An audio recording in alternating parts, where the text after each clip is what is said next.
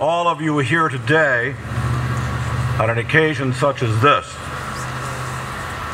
It's hard to believe that it's been 20 years since the terrorist attacks of September 11th, 2001. Most, if not all of us, remember exactly what we were doing that day in a very vivid way, almost as if it were yesterday. Where we were, who we were with, and how we felt. Watching the Twin Towers fall changed our lives and our nation forever. As New Yorkers, we were all particularly affected by an attack close to our own homes.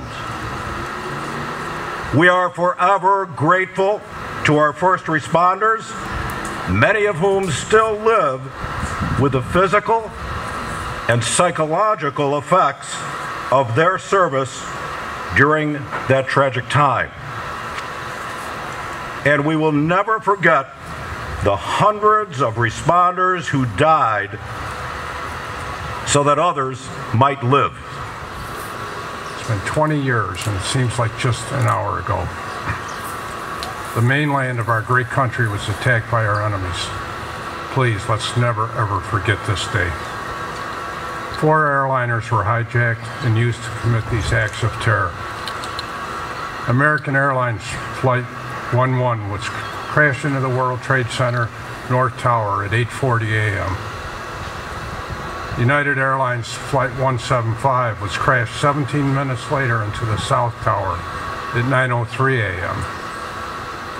American Airlines Flight 77 was crashed into the west side of the Pentagon at 9:37 a.m. United Airlines Flight 93, heading for target White House or the Capitol building, was overtaken by some very brave passengers and crashed at Shanksville, Pennsylvania at 10:03 a.m. To me, September 11th has been the worst attack on the American people and the second worst attack on America's resolve.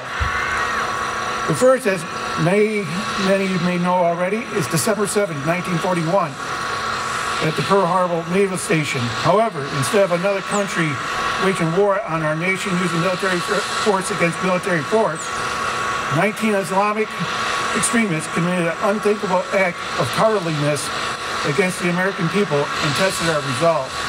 These weren't the only victims of 9/11. We lost 412 of America's heroes. And I'm referring to our firefighters, our police officers, and medical personnel who answered the call and gave all to save tens of thousands of lives during the rescue operations in the World Trade Center. As we know, the first plane hit the North Tower at 8:46.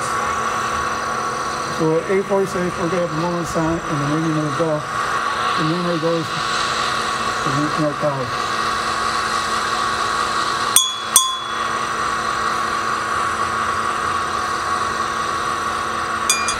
I just came across an article the other day that compared the 2 biggest military recruitment surges as Pearl Harbor and 9/11.